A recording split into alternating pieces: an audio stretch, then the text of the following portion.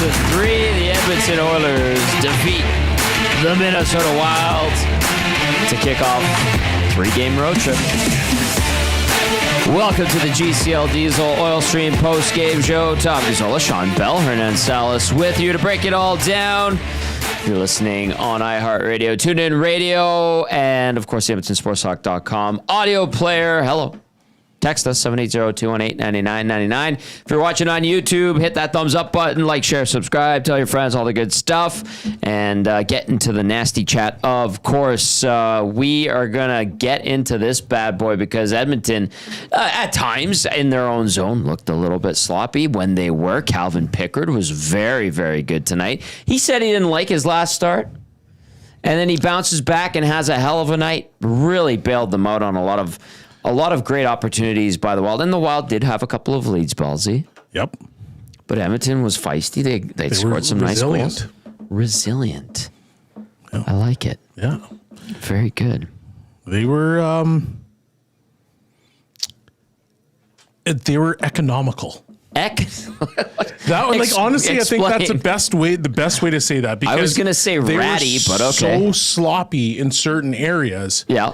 But they had timely goals. And the one that we were kind of talking about where McDavid scores, it was like they were hemmed in their zone for 30, 40 seconds. Yeah. All of a sudden it's just one mistake. Boom, it's in the back of the net. They were economical. Do you have some kind of monetary synonym for economical that you want to associate with this game, Hernan? I love it. No, I'm just going to say they were good. Hey, listen, man, the down 2-0, they fought their way back pretty quick. Pickard, you don't like that third goalie games, but man, he held them in there. He gave him the opportunity to win this game. He made like 4 or 5 fantastic saves, boys. Connor McDavid doing Connor McDavid things. Like you said, Tom, I think you're right. I think there is some sloppiness to this game defensively. Yeah. We'll get to all of it. But yeah, you got to be happy now. It's 2 straight wins in Minnesota, boys. That doesn't happen often. So are they turning the tide? Who is this team? What is going on right now? You talked about breaking the curse. Hot damn. GCL Diesel, I should mention. Providers of the best diesel engine components around, from turbochargers to injectors, fuel pumps to sensors. They are the critical engine component experts. Proud to serve Edmonton and Northern Alberta for over 50 years. By the way, we're back live on location tomorrow for the pre- and post-game show. Boston Pizza Westgate. Bellsy, you're going to be there? I'll be there. Excellent. Nanso's going to come by after the pregame show. Tony says he's got the tickle trunk ready to go with prizes. It's always a good time. We had a great turnout on Saturday. Come and join us. Okay, let's get into the scoring summary, and then we're going to dive into the breakdown with our game analyst, Shawn Belle. Keep those texts coming in. Questions, concerns, comments. We want to hear from you. Randy, who likes to poke, he got in early, got in on the pregame show tonight. Curious what he thinks tonight. Randy, hit us up. You know the number. Yeah. Let's go to the scoring summary. In the first period, on one of those sloppy plays in their own zone, Oilers on the PK. It's Matt Boldy with a nice individual effort, dancing around like 2 or 3 guys. I believe that's like, what do they call that? Stick handling in a phone booth? Yes, sir. Yeah, Matt Boldy, 17th. Good player that they've got there in Boldy in the Wild organization. Joel Eriksson-Ek and Matt Zuccarello, the apples on that one, 3-0-2, 1-zip for the Wild in the first period. Then it would be Marco Rossi adding another power play marker, his 17th of the year. Hernan said, that Rossi's pretty good. Yes, indeed. Matt Boldy with the assist. Nice pass by Boldy, but we had a couple of issues with that one. Yep, some sticks in the wrong spots. Exactly. Zuccarello, the secondary assist, so you see that trio getting in on it again, combining for that one at 16-11 to make it 2-0 for many. The Boldy goal, he dangled around a couple of guys, and then he goes upstairs on Pickard. That one, I don't really... I mean, you could say, well, the Oilers should have taken the body or this or that, but I do want to give the player credit for making a hell of a play. Like, sometimes that happens. Sometimes it does happen. The second one, though, you pointed out that there were some mistakes. Yeah, in tight. if you're that net front defenseman on the power play, your job is to worry about anything low and that's coming across the crease or the back door. Mm-hmm. And I'm not sure if Kulak lost the player in behind. But to me, it just seemed like he was focused. He was so focused on Boldy going to the net, who had a step on Nurse, that he kind of turns his stick just a split second toward the slot. Yeah, and it opens up that lane to the back door, and then that's just, we've talked about the Royal Road. It's perfect. No real chance there. Bang, for bang Pickard. in the net. Yeah. More concerning that the PK gave up 2 tonight. It only killed 1. Yeah, I mean, I just don't like some of the details on the kill. Okay. How about the penalty itself? Hernan, you did not like that penalty by Josh Brown. No, listen, a good hit by Trennan on Josh Brown, and he chases the guy and he punches him in the back of the head. It's just stupid. And people are comparing physicality, and that's what you well, that's not what you want. And Josh Brown, if he wants to stay in this lineup, has to realize that you're going to take some big hits, and sometimes Trennan at the time, right? They're leading the game. He's like, why am I going to fight this guy? Yeah. You can't just hit the guy in the back of the head. So yeah, brain fart. He's trying to he's trying to impress his teammates, the coaches, to keep him in the lineup, and that's one of the main reasons he's here is because of his physicality, because he can drop the mitts. But in that moment, you got to be a little bit smarter there. And maybe he got caught up in the moment for sure. But yeah, not the best play by Josh Brown. But the Oilers got to kill that off too. It also stymied an Oilers offensive zone opportunity. It looked like they were going to get a chance in the slot, and the whistle was blown because of the skirmish. Bellsy, you know what a guy like Brown's going through in terms of like trying to stay up with the big club. You've been in the NHL before. Like, how tough is it to walk that line like he tried to? Yeah, like, to me, I don't like the penalty, but I liked what he did, if that makes sense. Because he goes in and he basically is like, okay, that's enough of that. That's a bit of a run. We'll deal with that right away. Now, I don't like the fact that he punches a guy in the back of the head and he takes it 2 minutes. Is there another way that you can goat him into potentially, getting that fight? Because you saw Foligno come right away. Yeah, Foligno's a tough guy. Yeah, he's a tough guy. But, I mean, if you're Brown, can you go take a run at somebody else, which will now maybe bring Trennan along and say, okay, like this is the play that now you're going to have to fight? So I appreciated what he did. But at the same time, I'm just like, okay, I don't know if I'd like the penalty, because the way that they started that game, it's like, man, now you could be in a 2-0 hole, and That's were. exactly what happened, yeah. Louis also tried to sympathize there because he understands the motivation for Brown. And I think that's ultimately why Brown was in the lineup instead of Stetcher, is because, the Wild have some big boys on that team. Hey, he played hard. He played over 17 minutes more than Emberson. Yeah. And we'll get to Josh Brown, because there was some good, there was some bad there. But that's the coaching staff saying we're rolling all 6 guys tonight, because it's odd to see the lowest guy on ice 17 minutes. It's usually down between 12 and 13, Tom, right? And for Josh Brown to play 17 on the night, like, wow. Yeah. Okay, let's continue the scoring summary here. The Oilers down 2-0 at that point, 16-11. The Marco Rossi power play marker, good breakdown there. Bellsy, and the Brown thing, I'm glad we touched on that as well. But the Oilers do storm back at 16:32, so they come right back just 21 seconds later. It's Zach Hyman, his 15th of the year. Nice feed by Leon Draisaitl, Connor McDavid. The secondary assist, the partner parlay today cashed, by the way, on Cool Bet. I think it was plus 470. You could get in on that if you had a little sprinkle on there. And 2-1 mini at that point. And then just under 2 minutes later, Connor McDavid, his 18th of the year from Ryan Nugent-Hopkins. Great play by Nugent-Hopkins to feed McDavid. Evan Bouchard, the secondary assist, power play marker, equalizer at 18:28. We are knotted up at 2, going into 2, and in that middle frame, Ryan Hartman would score his 7th of the year unassisted at 4:09 to make it 3-2. Let's talk about this one, because the panel was talking about it, and they were saying everything that the three of us were discussing. Well, Hernan and I kind of looked at you and we're like, "Hey, what's going on here?" Yeah, what's going on? And you said set play from an Oilers standpoint. It looked like, because they had Ekholm lined up behind McDavid. Right. You had Bouchard on the wall, and what it seemed like, and then obviously 2 wingers. They had Hyman and Draisaitl on the hash marks. But and so 2 is so odd to see there. 100%. And what I thought right away was that they're going to try to win that to Ekholm. He's going to try to like either high flip, and then they're going to try to create a race in the neutral zone, which is all fine and dandy. However, you lose a draw, and if you lose that draw, the outside winger, which would have been Hyman, has to stay to make sure that he's protecting that high slot. Because inside guy's cutting across. Yeah, inside guy's cutting across. He's going to go to his defenseman. His job doesn't technically change. Right. And so if you can stay in that position as Hyman, it actually allows Ekholm to get back. But they both kind of just flew the zone, and that responsibility there was kind of abandoned. And now by the time Ekholm gets there, there's already that grade A opportunity. It's in the back of the net.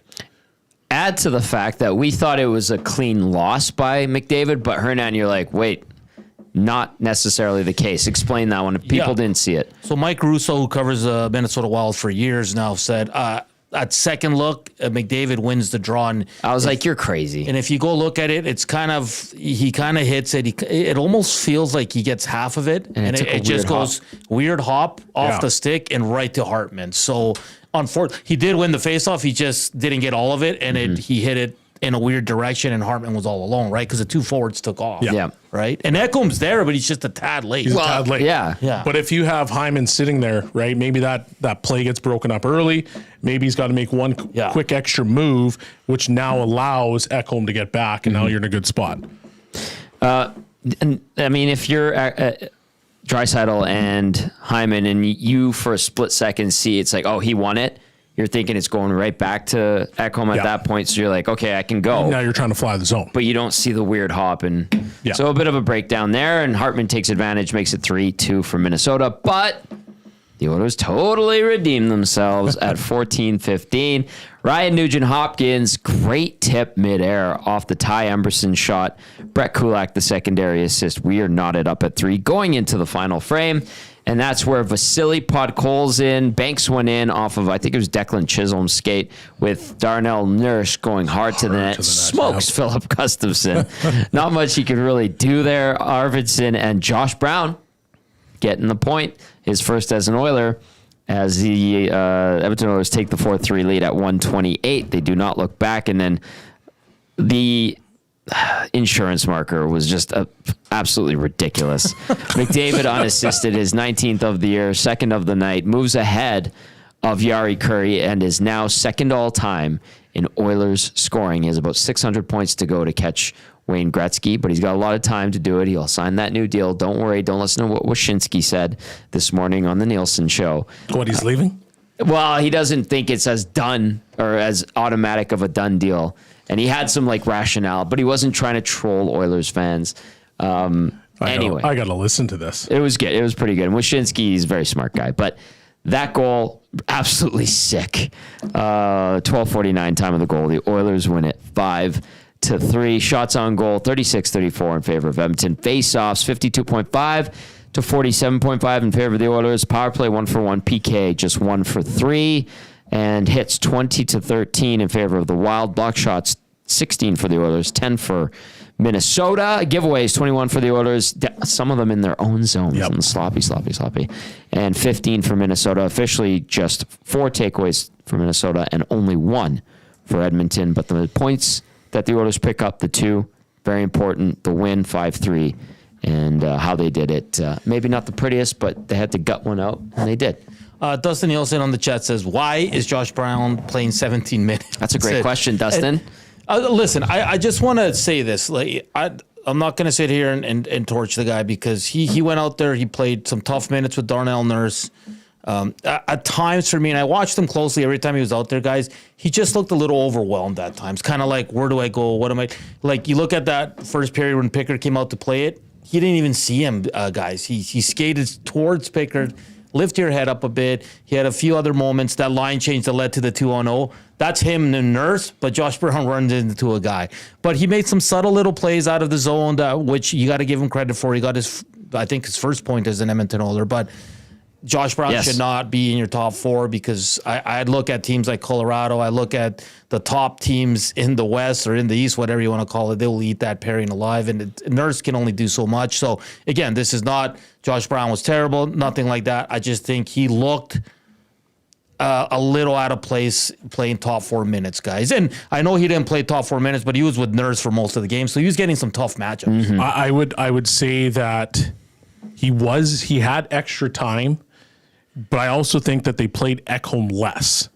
Yes, they did. Right? Like they played Ekholm was at 21-16, Nurse was at 21-59. Like the top 4 were all right in the exact same area. Yeah. And I think that was probably what was going on more than anything, is that they're something's going on with Ekholm. Yeah, that's a good point, actually. Yeah. Right. So I think they spread it out a little bit more, and they tried to find particular minutes for Josh Brown that weren't going to be where he wasn't overly extended. So against Foligno, against Trennan, guys like that. And yes, obviously, he's had a few mistakes, some brain farts, but. And just kind of like his it's almost like he doesn't know where to, like, he's not reading off Nurse well. And then Johan the Viking makes a great point on the Nasty Chat. He says, oh, man, Brown gets 17 minutes so that the guys who need playing 25 tomorrow don't play 25 tonight. And to your point, Ekholm maybe he's a little under the weather, so they're like, we're going to hold you back. We're going to let Emberson and Josh Brown get a few more minutes here to not overextend you, because they got to play tomorrow, right? Yes, in Colorado. That's going to be a tough test as always. Although the Avalanche aren't like the powerhouse that they have been in recent years, certainly not their Stanley Cup year. The depth, especially up front for them, has been not questionable, but nowhere near as strong as it has in the past. Still excellent defense, goaltending adequate now, I think. So yeah, it's decent now. Yeah, exactly. Okay. I'm going to go to the turning point of the game, brought to you by Advantage Sports Medicine and Physiotherapy. Then we're going to get to a bunch of texts, and we'll get further into the breakdown with our game analyst, Shawn. Belle, at Advantage Sports Medicine and Physiotherapy, we treat you like the pros. Our multidisciplinary team includes sports medicine physicians, along with highly skilled physiotherapists, strength and conditioning coaches, and massage therapists. Whether you're recovering from an injury or looking to enhance performance, we treat you like a pro using the same locker room approach trusted by the best in the game. For me, the turning point of the game is Calvin Pickard's second period. Oh, yeah. Pick any one of those saves, cross crease, getting a blocker on it, the pad getting across. He was dialed in, taking away angles, razor sharp, and they still blew 3 by him. And again, like we talked about the stuff that happened in front of him on those goals, not getting pucks in or sticks in lanes and pucks getting through. The fortuitous bounce, I suppose, for Minnesota on that McDavid face-off win. The guy's blowing the zone. It's a one-on-one. Hartman tucks it past Pickard, and then the first one, Boldy with a great move. Maybe get the glove. You know what? He played so good in that second period. That's the Advantage Sports Medicine Physiotherapy turning point of the game. Calvin Pickard's second period. That 2-0 save, guys. That was amazing. Eriksson Ek is having nightmares right now. Yeah. He's not even asleep yet. That for me was the turning point of the game. And the other one, I'm going to say tongue in cheek a little bit, but what about McDavid's elbow? Oh, he did stick it out. 100% he stuck it out. But to me, things quieted a little bit. You were getting frustrated watching some of the stuff going on. After he threw that elbow, I was like, okay, things have kind of calmed down a little bit. Explain, because you were telling us things throughout the game. We're like, yeah, we get it. But good catch. There was the slew foot, or the supposed slew foot. The kick to Draisaitl. By Hartman. There was a play, after McDavid elbowed that guy. Like, he took a couple cross checks from Eriksson Ek, and I just, for me, once again, and I've said this multiple times, I don't want to see my star players taking those shots if they don't need to. Mm-hmm. And so I didn't like it. Now, on the flip side, Connor definitely deserved those cross checks because he did just smoke a guy right in the face with an elbow. Yeah. But I liked it because it was a little bit of like, here's a little bit of nasty. I'm tired of taking that extra hack and whack. Deal with this. Do you think he hears from the player safety department? Yes. He's getting the $5,000 That's fine. a fine day. Yeah. What about Hartman? Dirty play. And then at first we thought a slew foot, but if you look forward, it's like a forward kick, right? Yeah. Like they're both facing each other, so it's not from behind. But I know a lot of people on our nasty chat and on the inbox want us to discuss that because is that a fine? It's not a suspension. No, not a suspension. No. It was, I think Huss on Lock Shop went into this big tangent on Hartman, and he called him the biggest rat in the NHL right now. Ooh, he thinks Hartman is? Well, I mean, Hartman had that stuff going on with Perfetti in Winnipeg, and that was last year where he said, "Sorry, kid, I have to do this," and he whacked him off the face-off in the face. So there's some bias there, but understandable. And I'll give Hartman credit. Like, he is a good player, right? He has skill. We saw him score a nice goal, but he does stuff like that. And he's trying to get under his skin. It works. At times I admire the greasy stuff, and at other times the way it's executed, and it feels like the way Hartman does some of that, I'm like, a bit gauche for me. I think you get away with it a little bit more now. Yeah. Than what it used to be. Like that Kempe slew foot. That was so obnoxious. That was disgusting. Yeah. And like that's where a player can legitimately get hurt. But at the same time, like you look at that play, and once again, I go back to the stars for the Oilers can't be taking those plays. So somebody's got to go in there, and it's got to be a bit of a deterrent. And I understand that the game has changed, and I understand that the Oilers want to play a skilled game. I get all that. But at the same time, you have the two best players in the league. Yeah.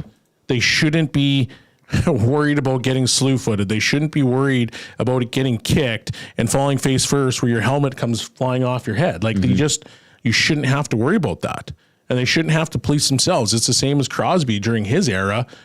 Well, he had to police himself for a while until they started bringing in other guys. And it's just like, these are the guys that are selling the game. These are the guys that we want to see play. I don't want to see them hurt. But Belle, you played in the NHL. You're around, star players. Like, is it maybe McDavid saying, "Guys, we're good. Like, I'm good. Like, just leave it. We're up one. We don't need a stupid." Like, can that happen? Because this happens too often to the Oilers. But I think it's got to be a little bit different. I don't think it's like in our era, if something like that happened, it was like you'd hear from the bench, "Get that guy, do this or do whatever," all those things. I think they were that nice about it, and those were the nice words. It was actually kill him in that high-pitched voice. Yeah. But I think that there's other ways that you can go out and you can try to police it a little bit. Like, I don't think you need to go out and fight a guy, but I do think that you should increase your physicality in the sense that maybe that guy needs to be run a few times. Yeah. So that's why you understand why McDavid chicken winged him. Throws that. I do. I understand it. Like, you've taken still a not lot right. It's not right, but I mean, if nobody's going to do it, I'm going to exact a little revenge. Oh, he did. That's my rant for the day is the fact that I don't want to see that continue. And to me, it's got to be like, okay, let's take care of each other here, guys. McDavid gets run. McDavid gets slew-footed.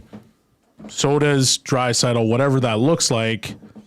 Can we increase our physicality and maybe make Zuccarello's night hard? That was a very polite, very, very polite rant. Anyway. It was. I liked it. As part of the breakdown with our game analyst, Shawn Belle, brought to you by Southport Chevrolet. Reserve your 2025 Equinox Trax and Traverse now. They won't last long. They've also got the best discounts on 2025 Silverados, and they won't be beat. See dealer for details, www.southportchev.com. Let's dive into the inbox now, 780-218-9999. And then if you're watching on YouTube, hit that thumbs up button and get into the nasty chat. Hernan's watching the nasty chat. I think Belzy's got his eyes on the nasty chat. I'm watching the inbox. I'm going to go to Anthony on Long Island. Says solid win for Pickard. Another big 2-point road win. Let's roll, boys. On to Colorado. Rip City Step. Never doubted him, Rip City Step says. T-Rav says, good evening, gents. Apologies for the long text. Pickard was absolutely phenomenal tonight, and I appreciate how the Oils stayed resilient and confident despite some early and rare PK goals. On another topic, though, Josh Brown is the dumbest signing of the summer, and I am including Jeff Skinner in my analysis. He is an absolute tire fire in his own end, and nobody is intimidated by him. 3 years, why? With all that said, I love this team so much. Go Oil, go T-Rev. Oh, the roller coaster. Oh, yeah, I love it. That's a great text, T-Rev. Thank you. Jay in the Park says, oh, man, am I here for the post-game Pickard discussion? Let it effing rip, Cass or Tom or whoever, and in this case, Bellsy. And we said how many people are going to say, oh, Skinner wouldn't have had that, and if Skinner let in that McDavid goal, they'd be shredding him. But Pickard was excellent tonight. And let's not forget, Stu was on fire on Monday against LA. Yeah, this isn't Team Skinner versus Team Pickard. No. Both goalies have been excellent. Pickard's save percentage come down the last 3 games, but I mean, he hasn't faced a lot of shots. And by his own account, after last game he played, he said, I need to be better. He was excellent tonight despite giving up 3 goals. Mm-hmm. But then Skinner is coming off a shutout against the LA Kings where he was equally as fantastic as Pickard was tonight. So it's a good problem for the Oilers to have. It's a great problem. Now, Pickard is the backup. That's not changing. Right. Are you sure? Shut up. I'm just going to say shut up. We got a controversy. You had to do that. No, we don't. No. Ace says Skinner didn't make any saves against LA. Maybe Ace just said that? He said Skinner didn't have to in that shutout. Hold on. Yeah, I don't see Skinner making that many of those kind of saves, and Skinner didn't have to in that shutout either. Ace. The 2-on-1. Ace, how many 6 o'clockers and how many shots of birdie booze have you had? Because you need one of those. This is called water, Ace. Yeah. You might want to mix that in. Thank you. He made like 3 excellent saves. They're getting great goaltending right now. Yeah, there's no Team Pickard, there's no Team Skinner. No. It's the Oilers. We're all in it together. Pickard's your old roommate. My old roommate. Yeah, very good guy. Really? Yeah. A great backup goalie. He's awesome. We're going to hear from him too. We have him already. Well, why don't we? Sure. Okay. Give us a little insight into Calvin Pickard. You don't have to give away too much, but we're going to hear from him. I always say he's a great guy. Him and Mooner, I'm like, oh, the goalie conglomerate meeting, and they're like, get out of here, Gazzola. He's just a great dude. Yes. That's all I'm going to give you. He is a great dude. Yes. Let's hear from Calvin Pickard. And you shared with us that you weren't necessarily happy with where your game was at. I know you gave up too early in this one, but you really settled down. Where are you with your game right now? Yeah, I was a little happier with it for sure. It was a good game. They played well. They had some good looks, as did we. It was a pretty wild game. Obviously, it was 3-3 there in the second period, and I just wanted to hold them there. I knew we were going to score 1 or 2 more. I just wanted to keep it at 3, and it was a huge third period by us. Knowing how you were feeling this morning, when you give up 2, what are you trying to say to yourself to make sure that you can deliver the way that you did second period on? They just got to shut the door. Obviously, they had some good looks there early in the second, and they ended up getting one. But it's still a 1-goal game, and you just got to keep hitting the ball back and keep the game close because obviously we have a great team that can score goals, and we did that tonight. What goes through a goaltender's mind when he sees a 2-0? Stay patient. Don't want to. I guess I cheated a little bit, just expecting the pass, but it's tough. But I feel like in the player's mind, they almost want to pass at least once. So, and he did that. He kind of waited me out and then passed his. It was a good play, but it was nice to get that save. 18-4-1 in your team's last 23 games after the start you guys had. How have you guys been able to do that? Good players, good staff. We play a game, we reset, and we just go do it again, and we got to do it again tomorrow. So, it's a tough stretch of games for us, but we're doing really well. There's your winning goaltender, Calvin Pickard, made some phenomenal saves tonight. Pickard improving to 11-4-0 on the season. He kicked away. I'm still laughing. He kicked away 31 shots tonight. Ace is right now sitting right there, right in front of the screen, just doing this one. Getting everybody. Just hook, line, and sinker. Dusty with the clap back, as we like to say. Dusty's in the nasty chat. Says, Ace is bloody ridiculous.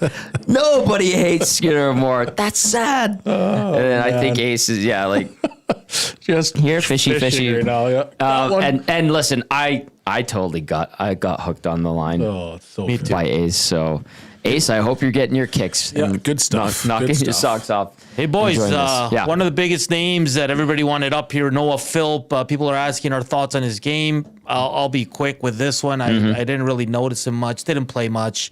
It was mostly a 3-line game. I think he was at about 8 minutes. So 8:42. What are your guys' thoughts on Noah Philp? I thought he was fine. Didn't notice him in any way, bad or good. I think you want to see a little bit more. Like if he's going to stay, Yeah, but he's got to have just a. it's hard when you only get 8 minutes. I agree, but if you look at Perry's 8 minutes, and I understand that Perry's been in the league longer, Perry is noticeable, and he's making some plays and he's doing some good things. Yeah, one guy won a Hart Trophy and has been in the league Once for again, 20 I years. get it, but my point is that if you're gonna stay, you got to get noticed, Right. Because the easiest thing to do is say, okay, well, Ryan can do the exact same thing. We can let him develop on the farm a little bit more, Philp, and we'll just keep Ryan there. And this is the problem with it, because the Oilers took 3 penalties in the first, took him out. I know he was practicing PK, but they're not going to throw him out there right away on the PK. And they want this win. They want to Yeah. start this road trip right. They're down a couple goals. And this is where I think Derek Ryan still has value, because Derek Ryan sitting out, it doesn't harm him. It doesn't. No. Noah Phil playing 8 minutes a night is not good for him. It's not. This is a toe being dipped in the water with Yeah. him. I think we're going to see him play the games on this trip. He's going to be up here for a little bit. I think he'll play more, obviously, guys, with less penalties and all that. But right now, you want to see him around that at least to that 12-minute mark. If not, send him to the minors, because he's going to play top 6 minutes. I did notice. Go ahead. No, I was just going to say, I don't need to see him be all world. No, of I just course want to not. see him make really smart plays. I want to see him impact the game in his own way, whether that's a good back check, whether that's, a good positional play. Yeah. Like you just got to impact the game so that you're able to now get the coaches to trust you so you can get to that 12-minute mark. And in the game today, I'm not sure I saw that. I'm not discouraged that he wasn't able to do that 100%. tonight. Neither am I. It's his first game in a while. Yeah, and I think that this isn't going to get him the yank from the lineup. I wouldn't anticipate it happening. It feels like Jeff Skinner and Derek Ryan are the guys that they have no problem sitting. Clearly Skinner right now, and I think more so Ryan. That's seems like the sentiment. And if this is a window of opportunity to get something from Philp to show what he can do, second taste of the NHL. Like today at 8:42, he only played 10 shifts. He had a shot, he had an attempt at blocked, he had a hit, he had one giveaway, 4 faceoffs won to 1 faceoff lost. Yeah, that's good. I saw them and that line get an offensive zone start. He won the draw. Yep. 3 bigger body guys, him, Perry, Kapanen. They got a bit of a cycle going. I think they created a shot or two. That was the one shift I noticed him, and I was like, oh, they're giving Philp an offensive zone start. Wins that draw, they get something going. And that was, I thought to myself, like, that was good. Yeah. But I'm not discouraged by today's Noah Philp showing, because I feel like Hernan, we heard you say, oh, they're going nuclear again. They needed to get back in that game. Yeah. That's going to cost the fourth line some shifts. And it did. And guess what? It worked, getting McDavid and Draisaitl together with Hyman or Perry.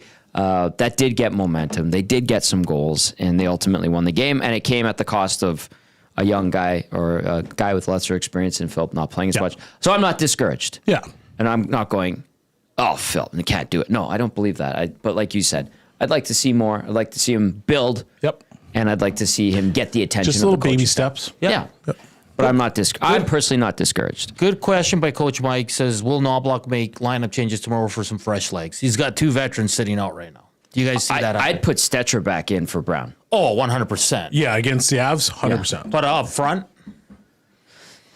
Could like, you who put do you Jeff take Skinner? out? I don't know. I mean, they were Unless fine it's Noah today. Philp, right? But why Like- would you? No, but that's 'Cause what he I mean. skates just as good, if not better, than Perry. Or Yeah. pardon me. Well, Perry, yes, but Ryan. Yep. Unless you're adamant that you want to get Jeff Skinner back in there. Yeah. Katie says, how about that second line, Hernan? So which second line are we talking about? Nuge with Podkolzin and Arvidsson? Or Draisaitl with Podkolzin. Because I thought Nuge was good when they went nuclear. He played well with that line. And that's a couple times where Yeah. it looks like he's found a bit of a rhythm. sliding back down to the second line. That's good. Belle, see anything on that? I don't think Belle's impressed. No, I the more I think about Nuge, the more I think he'd be a perfect third line center on this team. Third line. Yeah. Because if you you have Kane coming back at some point. And for me, I'm sitting there. Oh, don't do that. We're today. not starting that. But like, if you have Kane come back, you want to play him. You want to try to get him going. Now, the question is going to be: can his legs keep up? Because you sat out all year. Obviously, everybody that's played has the ability. You know, they're further ahead than what you are. Right. But if you can get even a fraction of the guy that played a couple seasons ago in the playoffs, that's a major win. Absolutely, it is. And he played well with McDavid. So then you move Nuge down, and you have a legitimate offensive threat on your third line playing against lesser defensemen. Does that not help the Oilers? Yes. Yes, it does.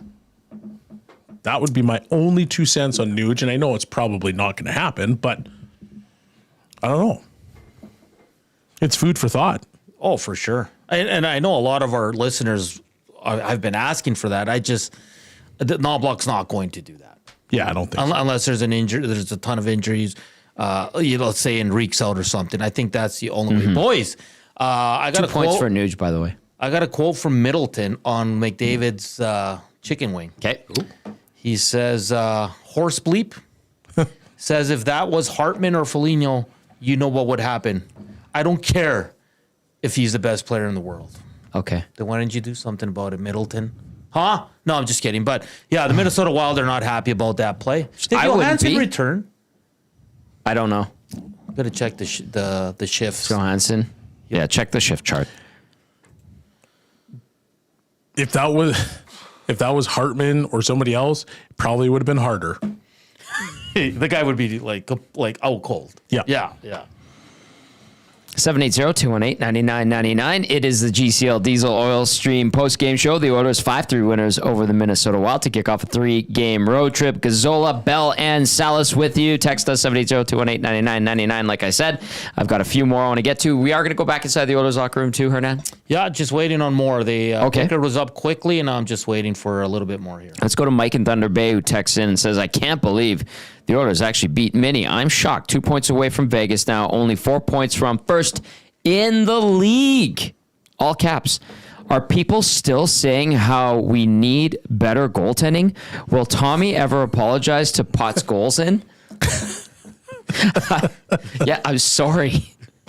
You scored a beautiful goal that went exactly how you planned it to go in. It doesn't matter. It went in. A goal's a goal, and he has become a serviceable player that in the top 6, they're getting results. That's great. I still don't think he's the ideal, quote unquote, top 6 guy, but it works. And he's getting points, and that's good. No complaints.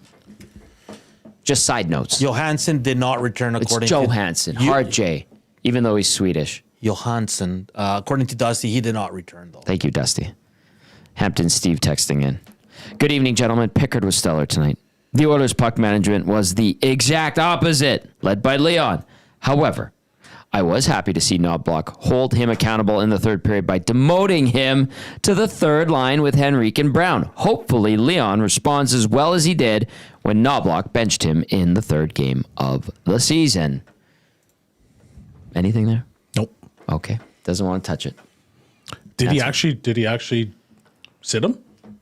Maybe he gave him a him? I think he just... I saw Perry get a couple shifts in Hyman's place with Leon and Connor. And Connor, but I don't remember him getting moved to the third line unless it was a shift that, they make the line change and one guy got caught or something like that. But yeah. Or they shortened the bench to hold the lead. That could have been. Yeah, I don't really have a comment because I just didn't see it, I guess. That's fair. Anyway, I'm not doubting Hampton, Steve. Calgary Glenn. Quote, "Hey, Connor, it's me, the Moose. I used to throw elbows like that, too. Call me. It's the Moose. Call me, Connor." Calgary Glenn. I loved when Messier made those phone calls. The Moose to young Connor back on 1260. Should I do Shaggy and St. Albert before we go back in the room? Sure. Okay. Let's go to Shaggy and St. Albert with his breakdown. Josh Brown, he says, the double threat takes dumbass penalties, causes a whistle while Oilers had odd man rush all on the same play, then totally redeems himself, in parentheses, not with an assist.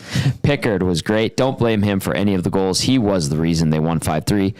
Potts goals in with a winner. Oilers with a little bit of the goonery. McDavid with the lazy Gordie Howe goal assist and an elbow. Not in the mood for the fight. Nurse running the goalie. Yes.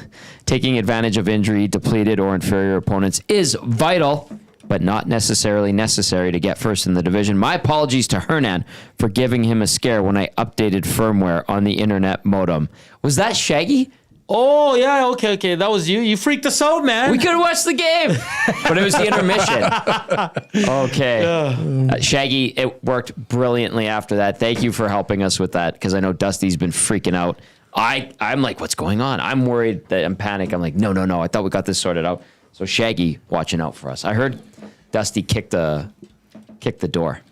Yeah, I heard he... I see a nick in there. Yeah, he got a little upset. And Dusty. What was he upset about? The Serenity Wi-Fi. now. The Wi-Fi, yeah. Cut out 2 days on his show, Yeah, so yeah, it gets a little We frustrating. need some redundancy. Shaggy could probably help us out with that. I hope I'm using the right term there. All right, let's go. Shaggy, good text. Appreciate it as always. And thank you for helping us. Because, we're like, but it was during the intermission, and that totally makes sense. Let's go inside the Oilers locker room down in Mini. Knobber. Oh, We haven't heard from him in a while. Coach Okay. K. Let's do it. Here he is. Want to draw up, but after that, what did you think of how everyone sort of dug in and fought back and worked their way to a win? Well, a couple of things in the first period that I didn't like was taking the 3 penalties, but overall 5-on-5, I thought it was good. I thought we were ready to play, but we gave them opportunities to, take it to us. Obviously, their power play was really passing the puck around nicely. They've got some good players. And they got the lead that we didn't want, but I liked our response, and it started with Hyman's goal, and then the power play goal, and then we were able to, fortunately, go into the second period with a tie game. How about Calvin Pickard? How instrumental was he in tonight's victory? It was outstanding. The chances that we gave up, high quality chances, and there's going to be those chances occasionally, just because of. It happens. You can't play a perfect game, but we definitely had more chances against high quality than we would have liked to give up. And some of those saves, acrobatics, it was something. It was a great game by him. Not too often you say, "Oh, he was spectacular" after letting in 3 on 30 shots, but he was. Go ahead. 18-4-1 in the last 23 games, and many have come in the comeback variety. What is it about being behind that's bringing out the best of your group? Well, I think our guys like a challenge.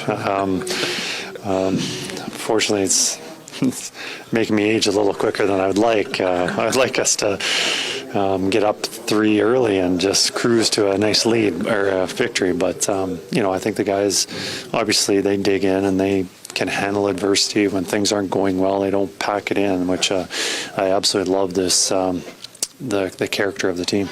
Connor seems to set certain milestones every few games or every couple of weeks. He surpasses Yuri Curry's second highest scoring Oiler in history.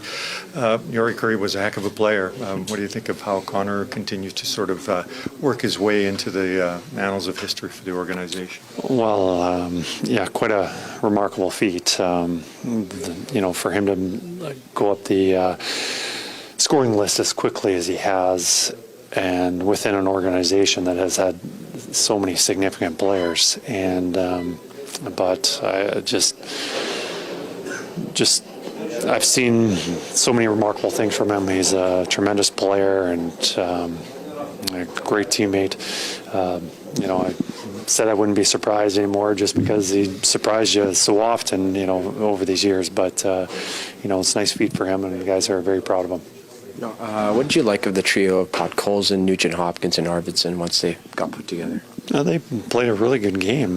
They set up the game-winning goal, and a key goal in the second period where we're down, and Nuggie tips that puck in. Arvidsson made some plays, had some scoring chances, but the three of them played really well together. And it's nice to know that we've got other options when we have to move lines around, that we can rely on those three. All right, that was Kris Knoblauch, who giggled a couple times.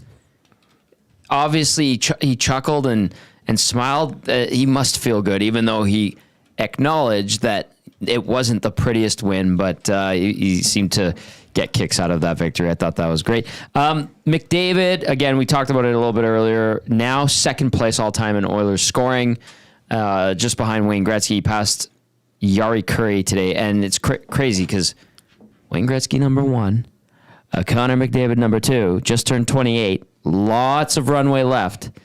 He's going to pass Wayne. Yeah, I think he is. I mean, if he keeps putting up the numbers that he does year after year, it's going to be hard to believe that he's not going to pass it. Like, you got to kind of knock on wood to make sure he doesn't get injured. But what a phenomenal talent! And he's not bad. He'll be all right. He'll make it. Yeah, he's okay. He'll play in the league for a little while. He's half decent. Good kid. Of the top 20 points leaders of all time in the NHL, as of now, 1, 2, 3, 4 have played for the Oilers. Jari Kurri's on the outside looking in. He's 23rd all time. I always forget about this last guy. I'm going to say, obviously, Gretzky, Messier, right? Coffey's in there. Coffey is 16th all time. Who's that fourth? Because it's kind of a trick. Say it again, Tommy.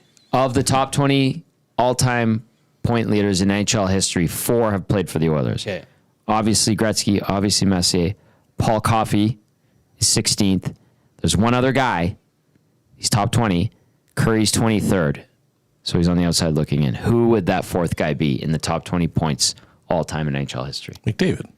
Not yet. No, he's got a little bit to go. Ooh, that's McDavid right now, all time, sits. Looking for him here. He is 82nd as of now, but he's going to be leapfrogging a bunch of guys even this season. Jari Kurri's 23rd, Yep. so he can't be Glenn Dusty Anderson. just went with Adam Oates. Boom. Attaboy, Dusty. And Adam Oates popped it up. I think something similar to what Dusty was talking about on the shows recently. But yeah, it's so easy to forget Adam Oates played part of one season here. It was his last one, and he offered to give back his salary because he thought he wasn't good at all for the Oilers. It was the year of the Heritage Classic, wasn't it? Yeah. Yeah. The Then he wheels played fell here? off. Yeah. I completely forgot about Adam Oates. Yeah. He's a skills coach now, is he not? A personal skills coach. And like some teams have said, stay away. Yeah. Anyway, I was just looking at the all-time list and I'm like, there's a few Oilers on here. Not bad. Okay, let's get to the player of the game, brought to you by Damon Bunting Real Estate. Damon Bunting, consistent top-producing realtor in the greater Edmonton area for over 17 years. He and his team would love to help you find that right home or make the move from your current home. He's community-driven, and he understands what it takes to make a difference in our city. Check him out, DamonBunting.com, or visit his Instagram at Damon Bunting Real Estate. Now he is with the agency. Hernan, after you. I mean, Connor was great on the night. He scored an absolute beauty. Nuge was excellent on the night. I liked Emberson's game, but I got to go with Calvin Pickard. I don't think the Oilers win this game without Calvin Pickard, because without him making 5-6 amazing saves, this game's over. It's a high-scoring game, but Minnesota wins it. So Calvin Pickard, 31 saves on the night for a .912 save percentage. You'll take that any night. And Calvin Pickard gets the Damon Bunting, the agency, player of the game. It also gets a round of clicks. Yep. Great saves tonight. That's for you, Ace. He was fantastic. Absolutely fantastic today. You just had to throw that in there, didn't you? Yeah, I just said. My boy Blue. That's my boy. You're my boy, Blue. Sir, thank you, sir. All right, let's get to a few more texts. Keep that coming in, 780-218-9999. If you have any questions for Bellsy, fire away. Nasty chat. You guys have been nasty tonight. It's been good for a Wednesday. It's been really good. Tomorrow night, what did we call it? Pre-Friday? Yeah. I love Pre-Friday? Pre-Friday. It's a great day. Thirsty Thursdays. We will be live on location tomorrow at Boston Pizza Westgate. Come join us, Tony and the staff, Curtis. We had Jess last time. Marasia's there. Faith is there. Always great vibes. They've got the golf simulator going. And I found out you don't have to just do golf on the golf simulator. They have that's cool. football, game that you could play, a bunch of other stuff. We had an awesome turnout on Saturday. Come on down, take advantage of the food and drink specials, and then come win a prize as well. We're going to have a great time. We're going to be live on location. We'll be there starting at 5:30 because it's an 8 o'clock. Was it 7:30 tomorrow? 7:30, yes, We get going at 6:30. I'll be there at 5:30. So come on down. Lots of great giveaways. It's going to be a ton of fun. Boston Pizza Westgate. Then Nielsen and I are at BP Westmount for lunch on Friday. Oh, nice. Mm-hmm. That's excellent. And then That's exciting. also, I should mention the Oilers alumni bonspiel at the Shamrock Curling Club on Saturday. Congratulations to listener Mike. Yes. For getting the trivia right. Yes. He was the first to get it right. We had, I think, 10 good submissions. Yep. Dustin with a Y, you got it right, but you came in second time-wise. And so Mike wins a team of 4, entered into the Oilers Alumni Bonspiel this Saturday. That comes with dinner, comes with a celeb or an alum on your team. There's going to be a horse race at the end. It's kind of like a betting game. And then we're going to be live on location for the pre- and post-game show. Yeah, it'll be exciting. Gager, we're going to be there. It's going to be a lot of fun. So thank you to OEG, the Oilers alumni, for setting it up. And congratulations to Mike. You nailed it. Toronto, Montreal, Pittsburgh, New York. Boom. For those of you that are wondering. Pittsburgh's probably the easiest one, eh? I thought so too. And it's cities with major league sports teams that all have the same color scheme. Yes. And we gave some like New good York was hints. kind of a bonus one because It was. there's so many teams in New York. And it's the blue and orange of the Islanders, the Mets, and the Knicks. And you know one team that's starting to creep in? Which? Seattle. Yes, good call. It's starting to creep in. Because the Mariners, Kraken, similar, and then when they get their B-ball team back, they'd be smart. Well, what about the Seahawks? The Seahawks have that funky green. Right, yeah. The emerald. They have that funky green that messes it up, but they're getting real close. Yeah. Good point. Yeah. Good point. All right, let's dive into the inbox here. Stanley in YYC says, "Hey, gents, I missed the pregame show due to work. Great comeback win. 30 made multiple slot shot saves to keep them in it. Great to get 4 points in a building where they have struggled in for many years. I think the Wild is a team that the Oilers have the worst points percentage against in the West all time. Ironically, when the Wild joined the league, the Oilers won the first 15 games against them." Stanley and YY say, "You know who was the first goaltender in Oilers history to defeat the Minnesota Wild?" I know, but I'll let Bellsy guess. Go for it. I don't know. If you say Mikhail Shtalenkov, you need to leave. I have no idea. Joaquin. Was it Gager? Gager won the first ever game against the Wild, and it was in Mini. Gager? Yeah, Did they drink before? they must have. That's We're rude. kidding. We love you, Gager. I love you, Gager. Yeah. Gager will also be at the curling club. We beat his team for the championship, or we took the championship away from them at the Bonspiel. I played 2 of 4 Who was games. your team? Great group from Red Deer. Okay, cool. Yeah, great group from Red Deer. Hopefully they're back. They're fantastic. Let's go to Big U. Says this game felt similar to Game 6 against Dallas in regard to that they were getting hemmed in and bent but didn't break. Yep. Are you concerned about anything about tonight? Or do you go, no, you hung in there, you won a different way? Well, we've talked about it multiple times where it's like you're not always going to get an A+ effort. And today, I don't think it was an A+ effort, but they found a way to win, and then that's what you need. Like I think I think sometimes we get on here and it's sloppy and we start picking it apart, but at the end of the day, they won. And they're a little bit closer now to first place in the division. So that's what you want to see. You want to see teams find ways to win. Great teams always find a way. And like Bellsy said, they weren't on their A games, probably like a B minus maybe. Sure. but they beat a really good team. Yes, full of injuries, but you can only play the team that's in front of you. So, and kudos to Minnesota, man, with that back end that they had. They did pretty well. I mean, too. Many was 7-3 in the last 10. Yeah, like they're rolling along. I know Gustafson's struggling in his I think it's 19 goals in his last 4 games allowed. So he's hit a bit of a wall here. But as soon as they start getting bodies back, this team's going to be right up there with Winnipeg and Colorado. Well, they already are, but they're going to keep competing for that division. So I give them credit though, because that back end, not very. I mean, a lot of those guys would be on the third pair when everybody's healthy, right? Dermott and Juracek's obviously highly touted first-round pick, got traded this year from Columbus. Yeah, he's good. He'll be good. He's so early in his NHL career. I didn't see a ton of Dermott tonight. No, 10 minutes. Yeah. Edmonton, by the way, just moved ahead of Minnesota in overall league standings. The Oilers are now 4th in the NHL. Well, 3rd most points in the NHL, because Washington and Winnipeg tied at 63. You got the Golden Knights at 61, Edmonton at 59, and Minnesota 5th, or 4th most points, 5th overall in the NHL, 58 points. So despite all the injuries, and we acknowledge that, and the Oilers took advantage. Wasn't like the smoothest win, like you just said, but they just beat the 4th best team in the NHL. And we were worried in October. Silly us. Silly us. Silly us. And they're going to get Klimberg and... Stop it. I had to tell him to stop it. You stop it.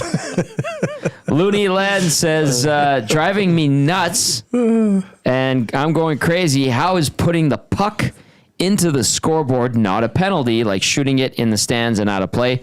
It seems like a glitch, avoiding an icing. That's from Looney Len, who's getting driven to craziness and going nuts about it. Was that a strategy? Did you ever do that? I know there's lower ceilings in some buildings, but... No, I couldn't flick it that high. Oh, okay. I think it was. Look at Boldy. Because the power play guy got stuck out there. They're almost out there for 4 minutes. Like, you see him get the puck, look up, and he just, like, hey, let's try to do something here. But I agree. Respect your scoreboard, guys. You Those can't be things aren't ripping. cheap. You can't be ripping it off the scoreboard. Like, make a play. Speaking of scoreboards, here in town, there's already like plans for the next upgrade for the scoreboard. Oh, is there? Yeah. It's a pretty nice scoreboard. It is huge, but it is coming up on 10 years. There is, in the States, in minor hockey in the States, if you're on a power or you're on the penalty kill, you're not allowed to ice the puck. I don't like that. How crazy do you think that would be if they tried to implement that in the NHL? I just don't like it. You're already penalized. I know.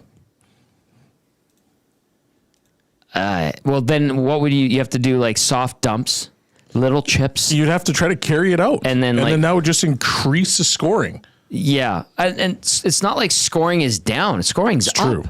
There's a lot of offense in the NHL, so unnecessary. Defense always finds a way because there's a lot of smart coaches. A la, I'm going to now flip it off the scoreboard. Yeah. Like, who decided to think of that? Because now it's probably going to become a trend. I'm tired. I'm going to rip this thing off the How could you scoreboard. not flick it high enough? I was kidding. I could flick it pretty high. Yeah, no kidding. Hey, guys, I want to share this before we leave. Has nothing to do with the Oilers. Yeah. So the Buffalo Sabres scored a goal in the third period. It was McLeod's hat trick, but they had 0 shots on net. Explain that one to me. I know that they hit the post on the empty netter and he went and tucked it in. So it was like an interference empty net goal that was awarded to Ryan McLeod. But they had 0 shots in the third period, but got credited with a goal, the empty netter. The getting credited for no shot, there's scenarios where that can happen. So that part of it doesn't make me go, oh my God, that's crazy. The fact that they had no shots in general is a little bit concerning, and they still won. Yeah. How good was Ukko-Pekka Luukkonen? So it's the Sabres are the first. My boy McLeod. Yeah. Trade candidate. Sabres are the first team to score a goal in a full 20-minute period without registering a shot on goal since the data became available in 1965-66. Incredible. In the chat, Ryan from Sask said that Burns slashed the stick out of his hand. Yeah, and they can award the goal for Yep. that. Yeah. Interesting. Yeah, it was something like that. So, just Peter Texan said, Bouchard just about ended Draisaitl's career when he blasted that slap shot wide with Draisaitl bucket list behind that. I actually thought that. And I'm like, what if Leon took that off the head? Oh, don't even put that out there. No, let's take that thought and burn it. Away it goes. Millwood's Matt did not like Josh Brown's game. Dirty Curdy says, Picks with fear-like tending seems to always get the run support. Can't happen to a better guy. Pods line, awesome. Aardvark looking better of late. Hopefully start seeing some scoring, or Bowman will have good 6 on his list. Do they find a bubble team taker for Jay Skinner if we retain Dirty Curdy? I think the goal is to not retain any salary whatsoever so you can make a run at a significant player or two at the deadline. Shh. You need the speed. Stop it. You need the secondary goal scoring. Stop it. Andy Pandy says Pickard was sensational. The Oilers lose this game without him. I agree wholeheartedly. Andy Pandy. JCD says Pickard has played more games in the last 2 seasons with the Oilers than he did in the 6 years prior. Crazy. I wonder if Johansson is going to get fined for hitting McDavid's elbow with his face. He shouldn't have been standing there. Thank you, JCD. JCD, enough with the McLeod gushing. I am being very facetious with what I'm saying. So. Okay, a couple texts to wrap things up. Boys, this is from the Gourdfather. Says, we've lived through the dark days of this team where we had 5 D-men like Josh Brown on the team.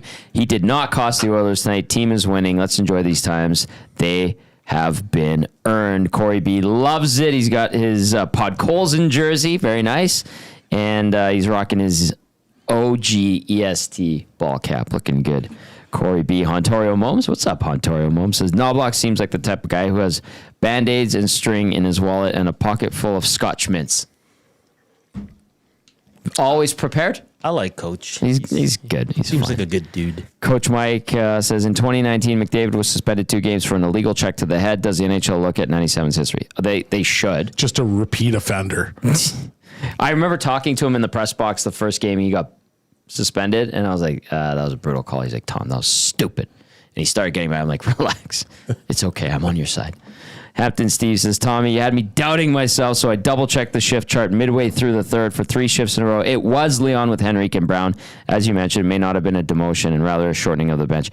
Yeah, it just the rotation, and they obviously weren't going with Philp. So, and I don't think Henrique had a great night either. He didn't. Yeah, Mark didn't either. Yeah. You roll those other 2 guys out. But Leon was all right. Like I didn't look at him and go, ugh, gross. Didn't think of that at all. Greg the Sound Guy says, hey guys, just catching up with the show, but I don't get the love in for Pickard. He let in the first shot again. This is a thing, man, in parentheses, and bailed himself out on his own F-up. Great save on the 2-on-0, but man, he wasn't as amazing as I'm hearing from you guys saying that. Good win. Got away with one, I felt. You know what? Yes, he let in the first shot. Totally redeemed. I thought he made some great saves going post to post, and the 2-on-0 save was sensational. Good anticipation. He said he cheated anticipating the pass. Smart. I'm giving him the credit. You can call me biased. You might not see it. I'm totally giving it to him. I thought that was great. That's why he was our Damon Bunting Real Estate Player of the Game. Stanley and YYC really quickly adds, hey, Tommy, the goalie Gager beat in the Oilers' first win against Wild was none other than Noodles. Jamie McLennan. Oh. Good night, gents. Stanley and YYC. Great tidbit. Yes, no kidding. Edmonton product. Great guy. You can see him on the Nielsen Show. All right. Last couple of minutes of play here. Let's take a look ahead to tomorrow against the Colorado Avalanche. Belzy and Hernan. Belzy, you go first. It's going to be a highly skilled game. Colorado, fast hockey team, skilled hockey team. They push the pace consistently. The Oilers need to be ready, and they have to clean up their D zone. Because a team like Colorado, with the high-end skill that they have, are going to pick you apart when they start moving around, and McCarr's dancing all over the zone and McKinnon's dancing all over the zone. So you got to sort out that D zone. They can score, obviously, with Colorado, but the D zone, I think, is going to be the key to victory. That's so. Yeah, I'm with Belzy. That's a really good team there, especially when the big boys get going there. Mm-hmm. So, again, clean it up. You can't be as loose as you were defensively today. Pickard bailed you out a bunch of times, and I'm intrigued. I'm intrigued to see if Ryan, Skinner, and Stetcher, if all 3 get back into the lineup, 1 or 2. I am fascinated to see what happens tomorrow. We probably won't know, Tom, because traveling tonight. No morning skate. No morning skate, so we won't know till the warm-ups or when the coach speaks, whenever that is. So I'm intrigued by the lineup for tomorrow. I could see Stetcher getting in for Brown. If that's the only change, I wouldn't be surprised. Oilers are going to have to be on their toes tomorrow. And so far, so good. Good way to start this 3-game road trip. A win against one of the top teams in the league, despite their injuries, the Minnesota Wild. 5-3 is your final. That's going to do it for the GCL Diesel Oil Stream post-game show. Big thank you to everyone who listened. iHeartRadio, TuneIn Radio, EvertonSportsTalk.com, audio player. Everyone who watched on the Nasty Chat, you guys were great. Over on YouTube, fantastic. Hit the thumbs up if you haven't already. We appreciate that so much. We're live on location tomorrow. Boston Pizza, Westgate, 170th Street, 90th Ave, across the street from West Edmonton Mall. 6:30, we're on the air. Myself, Bellsy, Hernan. We're all going to be down there. Join us, won't you? Lots of great giveaways and prizes and food and drink deals. For Hernan Salas, the Latino Heat, and Boom Boom Bellsy, I'm Tom Gazzola saying have a great night.